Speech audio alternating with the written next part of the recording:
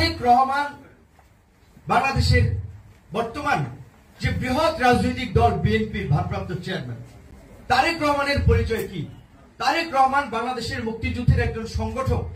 এই দেশের মানুষ যখন দিগ্ভ্রান্ত ছিল, অস্থির ছিল, কি করবে কি না করবে বুঝতে পারছিল না, আওয়ামী লীগের নেতারা যখন আত্মগোপনে চলে গিয়েছিল, তারেক রহমানের বাবা মেজর জিয়াউর রহমান সেই সময় এই জাতিকে হামিলেনার বাসিওয়ালার মতো স্বাধীনতার ডাক দিয়ে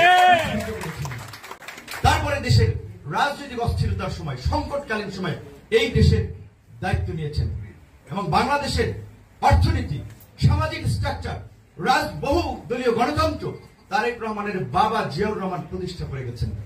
তারেক রহমানের মাকে, তারেক রহমানের মা একজন নির্লোভ নিঃস্বার্থ নারী, যিনি সেই সময় ছোট সন্তানদেরকে নিয়েও তার স্বামীর দেখানো পথে দেশের মানুষের মুক্তির জন্য, দেশের মানুষের অধিকার